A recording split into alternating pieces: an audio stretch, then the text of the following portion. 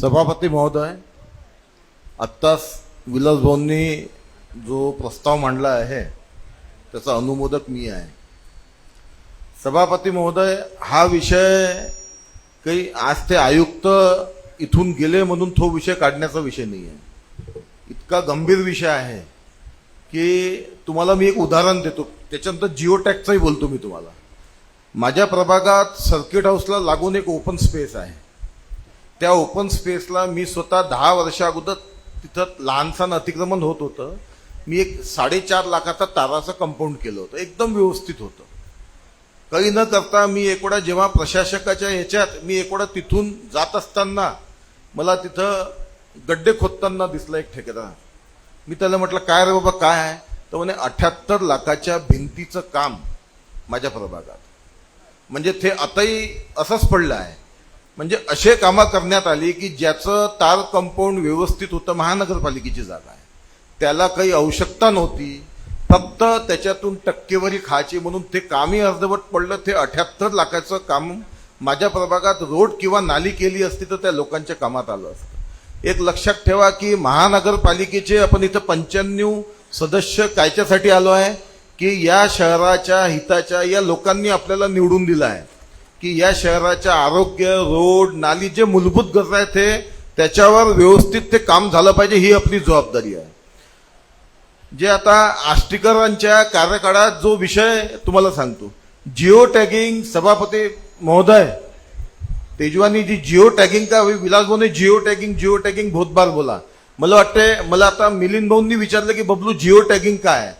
Geo tagging जलसंपदा irrigation डिपार्टमेंटनी ह्याच्यासाठी काढलं होतं जिओ टॅगिंग, की एखाद्या जंगलात आपण इरिगेशनचा तलाव बांधायचा आहे किंवा डॅम बांधायचा, जंगल आहे जिथं टेंडर काढल्यानंतर तो ठेकेदार म्हणे की साहेब म्हणे वो जाके स्पॉट देखा नाही, तर आता याच्यात अजून निधी वाढून द्या किंवा तो काम घेतल्यानंतर तो ठेकेदार काम सोडून दे.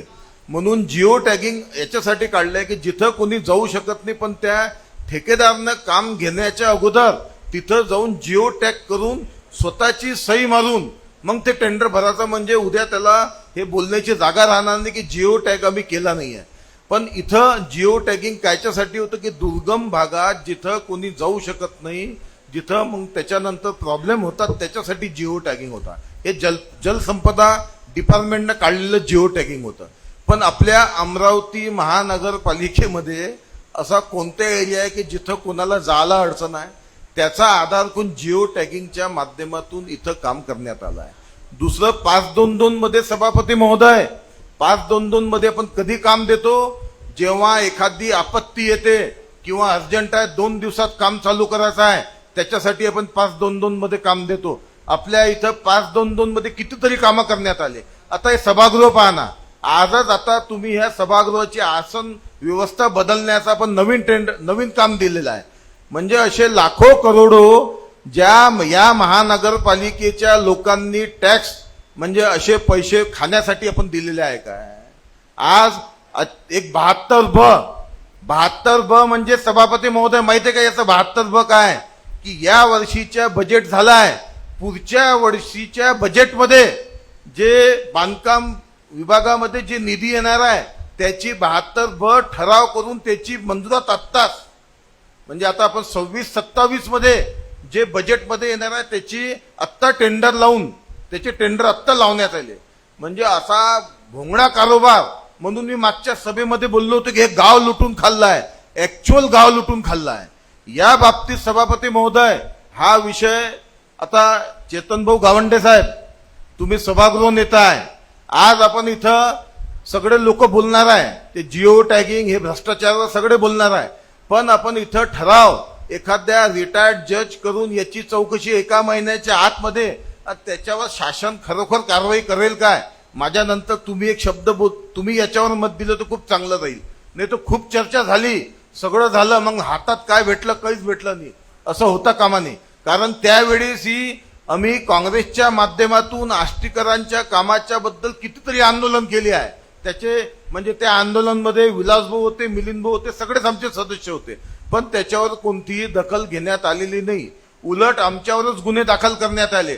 आता त्या दिवशी आपला विषय निघाला होता, डॉक्टर जाधवनी सांगितला की 2,87,00,000 बदली कामगार.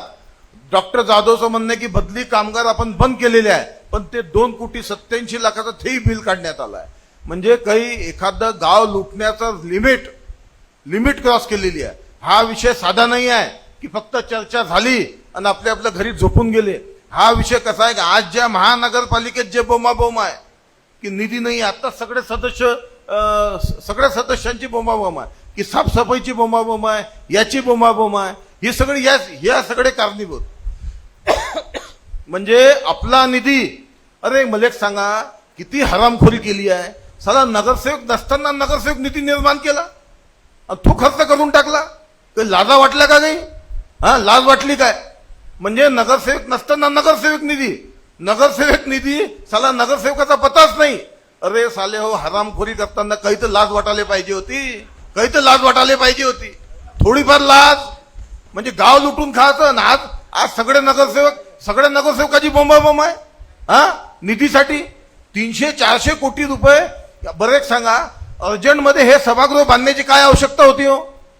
साला फक्त टक्केवारीसाठी लाजाने वाटत. आणि त्यावेळेस त्यांना थांबवण्यासाठी कोणी तयार नव्हतं. आम्ही जे आता मागचे साफसफाईचे ठेकेदार होते त्याच्यासाठी किती आंदोलन केले की त्याच्यात मनुष्यबळाची अट टाका. साला ऐकायला तयार नाही तो. जा तुमच्याकडून जे होते, मिलिंद भाऊ थोडे बोलले तो उठून चालला गेला आतमध्ये. जा तुमच्याकडून जे होते करून घ्या मध्ये. मिलिंद भाऊ म्हणे मी गरम होणार. तर मिलिंद म्हणे बबलू सध्या आपली सत्तानी हे आपल्याला अंदर टाकतील मध्ये इथं भानगड होईल. म्हणून आम्ही बाहेर आलो, आंदोलन केलं राजकमल चौकात. त्याच्यावर सिटी कोतवालीमध्ये आमच्यावर गुन्हे दाखल झाले. अरे काहीतरी नीतिमत्ता ठेवायला पाहिजे ना. आता गर्ल्स हायस्कूल चौकात ते प्लास्टिकची लाईट लावले होते पिवडे निवडे. ते कायच्यासाठी माहित आहे? 15 दिवस चालले साहेब, 15 दिवस. म्हणजे या गावाच्या लोकांनी टॅक्स तुमच्यासाठी टक्केवारीसाठी तुम्ही याचे असे कुणी याचं सगळे मिळून टक्केवारीनं पैसे खायचं आणि या गावाच्या लोकांनी टॅक्स भरायचा. गावाच्या लोकांना नाली रोड कोणतीच सुविधा नाही. जसं कोणाचं ठेका अर्जंटमध्ये काढलं तसंच बायोमायनिंगचा आहे सभापती महोदय.